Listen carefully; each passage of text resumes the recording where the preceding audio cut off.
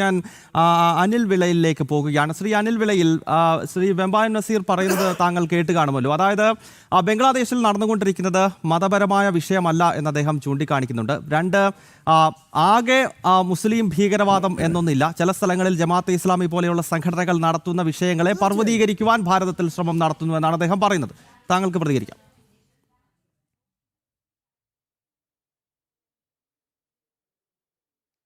ഈ വെമ്പായൻ നസീർ ഇടതുപക്ഷത്തിൻ്റെ പ്രതിനിധി ആയതുകൊണ്ടേ ഇടതുപക്ഷക്കാർക്കൊക്കെ അടുത്ത കാലത്തായിട്ട് തീവ്രത അളക്കുന്ന യന്ത്രത്തിൻ്റെ കയ്യിൽ ഇഷ്ടംപോലെ സ്റ്റോക്കുള്ളവരാണ് ഇടതുപക്ഷ സഹയാത്രികരും CPM-ൻ്റെ നേതാക്കന്മാരും.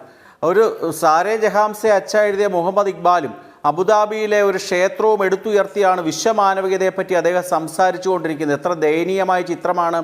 ശ്രീ വെമ്പായൻ നസീറെ, ഞാൻ ആദ്യമേ ചർച്ചയിൽ വളരെ കൃത്യമായിട്ടും ഭംഗിയായിട്ടും പറഞ്ഞൊരു കാര്യമുണ്ട്.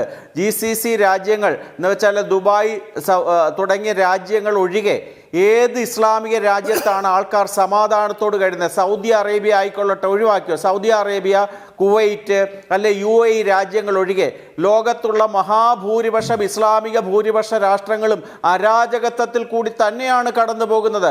അഫ്ഗാനിസ്ഥാനിൽ അരാജകത്വമില്ലേ സുഹൃത്തെ? പാകിസ്ഥാനിലില്ലേ? ബംഗ്ലാദേശിലില്ലേ? സിറിയയിലില്ലേ? ഇറാഖിലില്ലേ? ഏത് രാജ്യം എടുത്തു നോക്കിക്കോളൂ, മഹാഭൂരിപക്ഷവും ഇസ്ലാമിക വിശ്വാസികളുള്ള സർവ്വ രാജ്യങ്ങളും അരാജകത്വമാണ്. അവിടെ ഒന്നും ഒരു ന്യൂനപക്ഷ വിഭാഗക്കാരനും പ്രാർത്ഥിക്കാനോ പുറത്തിറങ്ങാനോ ഉള്ള സ്വാതന്ത്ര്യമുള്ള രാജ്യങ്ങളൊന്നുമല്ല. താങ്കൾ ഒരു കാര്യം മനസ്സിലാക്കണം, എല്ലാ ഇസ്ലാമിക വിശ്വാസികളും തീവ്രവാദികളാണെന്ന് പറയുന്നില്ല. പക്ഷേ ലോകത്തിൻ്റെ സമാധാനം കെടുത്തുന്ന എല്ലാ തീവ്രവാദികളും ഇസ്ലാമികൾ തന്നെയാണ് എന്നുള്ളത് വളരെ വ്യക്തമായ കാര്യമാണ്. താങ്കൾ സൂചിപ്പിക്കുകയുണ്ടായി, കഴിഞ്ഞ ദിവസം ഈ ക്രിസ്മസ് കരോളുകാരെ ആരൊക്കെയോ ആക്രമിച്ചു. താങ്കൾ കരിമുളയ്ക്കൽ എന്ന് പറഞ്ഞ സ്ഥലം കണ്ടു കാണുമല്ലോ. അവിടുത്തെ സഖാക്കന്മാരല്ലേ ഓടിച്ചിട്ട് 4-7 വയസ്സുള്ള പെൺകുട്ടികൾ ഉൾപ്പെടെയുള്ളവരെ ആക്രമിച്ചത്? ഒറ്റപ്പെട്ട ചില സംഭവങ്ങൾ ഭാരതത്തിൽ ഉണ്ടാകുന്നില്ല എന്ന് ഞങ്ങൾ ആരും പറയുന്നില്ല. താങ്കൾ അവിടെ നിൽക്കുക, ഞാനൊന്ന് പറയട്ടെ. താങ്കൾ പറഞ്ഞപ്പോൾ ഞാൻ മിണ്ടിയില്ലല്ലോ. താങ്കൾ ചുമ്മാതെ വെറുതെ പറയുന്ന കാര്യമാണ്. ലോകത്തിൻ്റെ സമാധാനം കെടുത്തുന്ന എല്ലാവരും തന്നെ ഇസ്ലാമിക തീവ്രവാദ ശക്തികളാണ്. ഈ കേരളത്തിൽ 1921 ഹിന്ദുക്കളെ വംശഹത്യ ചെയ്തിരുന്നത് ആരായിരുന്നു? താങ്കൾ സ്വാതന്ത്ര്യ സമരമായിട്ട് കർഷക സമരമായിട്ടും ഒക്കെ വ്യാഖ്യാനിക്കുമായിരിക്കും. മഹാഭൂരിപക്ഷം വരുന്ന വള്ളുവനാട് തുടങ്ങിയ വടക്കൻ മലബാറിലെ ഗ്രാമങ്ങളെ ഉന്മൂലനാശനം ചെയ്തത് ആദ്യത്തെ ഇസ്ലാമിക തീവ്രവാദ ശക്തികളുടെ ആദ്യത്തെ അജണ്ട തന്നെയായിരുന്നു. തുർക്കിയിൽ ഒരു ഖലീഫയുമായി ബന്ധപ്പെട്ട വിഷയത്തിൽ ഈ മലബാറിലുള്ള ഹിന്ദുക്കളെ ഉന്മൂലനാശനം ചെയ്തു. നിങ്ങളൊക്കെ എപ്പോഴും പറയുമെന്നുണ്ടല്ലോ, ശൂലം, ഗർഭം, ഭ്രൂണം തുടങ്ങിയ കാര്യങ്ങളൊക്കെ തന്നെ. ഇതൊക്കെ ആദ്യം ഈ രാജ്യത്ത് പരീക്ഷിച്ച ശക്തികൾ ഇവിടുത്തെ ഇസ്ലാമിക തീവ്രവാദ ശക്തികൾ തന്നെയാണ്. ജമാഅത്തെ ഇസ്ലാമി ഉൾപ്പെടെയുള്ള നിരോധിക്കപ്പെട്ട പ്രസ്ഥാനങ്ങളുടെ നേതാക്കന്മാരെന്ന് കുടിയേറിയിരിക്കുന്ന പ്രസ്ഥാനത്തിൻ്റെ പേര് CPM എന്നാണ്.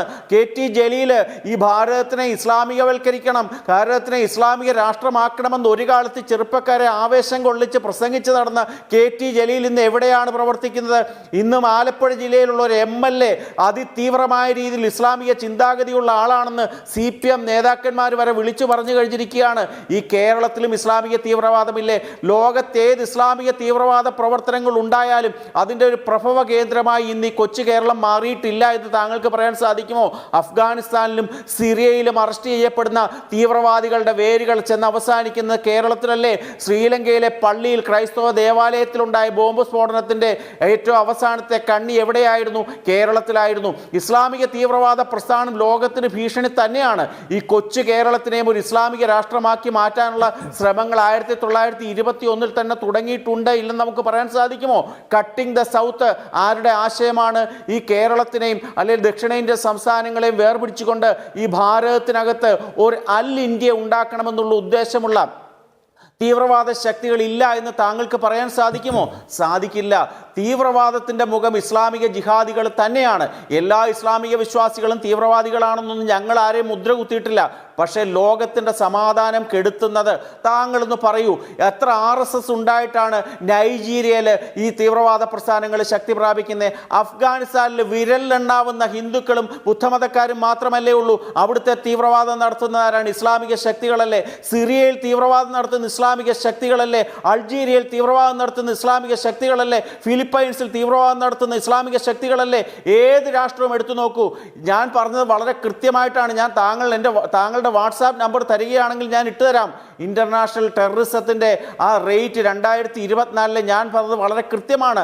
ഐക്യരാഷ്ട്ര സംഘടന ഉൾപ്പെടെയുള്ള സംഘടനകൾ പുറത്തിറക്കിയ കണക്കനുസരിച്ച് 66 രാഷ്ട്രങ്ങൾ, ഏകദേശം 195 രാഷ്ട്രങ്ങളാണ് ലോകത്തുള്ളത്.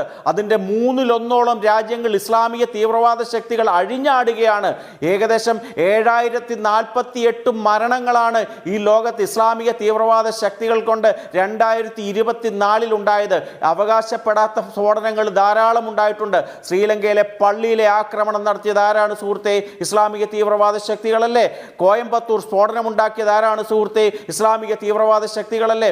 ഈ ഭാരതത്തിൽ ഹൈന്ദവ തീവ്രവാദ ശക്തികൾ എന്നൊരു ശക്തി ഇല്ല സുഹൃത്തെ.